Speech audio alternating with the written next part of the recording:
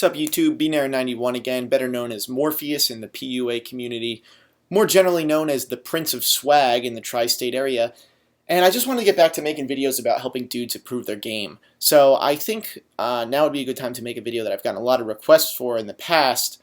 In this video I'm going to tell you the top 5 Matrix-themed openers that you can spit at girls out there in the field. And just after having said that, I can already hear the AFCs and the haters in the comments of this video saying, "Oh, you can't get girls talking about the Matrix." And like, it's for that exact reason that you guys are still AFCs. If you don't understand that you can build attraction and demonstrate value in ways other than buying a girl a drink or something, like, you're already lost. Fundamentals are that girls like guys that are knowledgeable.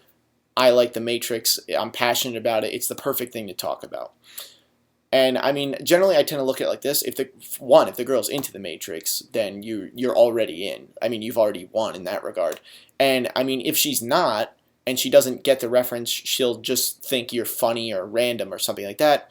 And you're interesting to her in that way too. So if you commit to something like this, it pretty much can't fail. So I'm not going to keep you guys waiting any longer. Let's just get right to the list. Number 5. I know Kung Fu.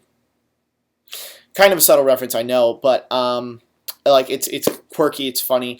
If she doesn't get the reference, then you still have a decent conversation to pivot into after that. So I kind of like it for that reason, about how you know Kung Fu.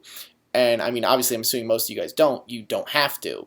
You can play it off as funny, and you can still get some mileage out of that one either way. Number 4. There is no spoon.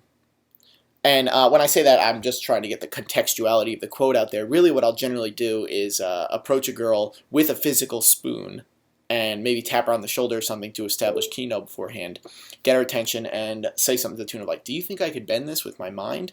Because what you're really looking to do there is engage their sense of like magic or mysticism, because, you know, HBs really go for that stuff. And I mean, she's going to talk here, like, she'll say what she thinks, whether it's possible or not. And I mean, no matter what she responds with, you just subvert her entire expectation by saying there is no spoon. You know what I mean? So you come across as different. It's great in that regard. Number 3, this one takes some memorization, but it's definitely one of my favorites. I'll approach the girl and just cold, I'll say, "Let me tell you why you're here. You're here because you know something. What you know you can't explain, but you feel it. You felt it your entire life, that there's something wrong with the world. You don't know what it is, but it's there, like a splinter in your mind, driving you mad. It's this feeling that's brought you to me. You know what I'm talking about?" I mean, obviously, Morpheus is a favorite character of mine. That's one of my favorite lines of the entire series. It's a great monologue. You obviously don't have to deliver it as well as he does in the movie, but also another thing is that's really good if she approaches you because of like the context of the quote. So if a girl ever opens me, I'll generally just come right out with that one because it's a good opportunity to get that in. Number 2. I know what you're thinking, because right now I'm thinking the same thing. Actually, I've been thinking it ever since I got here. Why, oh why, didn't I take the blue pill? That one's good because it's kind of an obscure quote. She's probably never heard it before out at a bar or whatever. And 2, it makes you seem as if you're kind of reading her mind in a way, like you know how she's feeling, and that's why you're approaching her with it. Plus, it puts it right out there that you're a red pill male, which saves that argument later, like you both get on the same level, she knows what the score is. So I like that one a lot.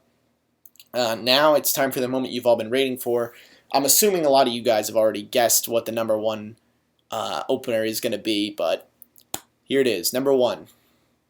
You are the one. You see, you may have spent the last few years looking for me, but I've spent my entire life looking for you. That just goes without saying. I mean, it's perfect. You don't need to change a thing about it. So there you have it. Let me know if you guys use any of these out there in the field. If they work well for you guys, I'd love to hear it. I've tried some of them in the past, and honestly, I tend to have the same success I have with any other openers, but these are just more fun, and they keep it interesting for myself. Before any of you guys complain that I didn't use any stuff from the 2 sequels, generally my thinking is I don't like to bring up the sequels in the first conversation, or the first interaction really, because they can be kind of polarizing. you don't want to like have that discussion because if it turns out that you like the sequels and she doesn't, then that's like a rift that's difficult to get over. So I like to save that for later. And also, I was thinking I can make like a trilogy of these videos if you like them, doing quotes from the 2 sequels. So yeah, there's definitely some good stuff in here. Try it out. Let me know how it works.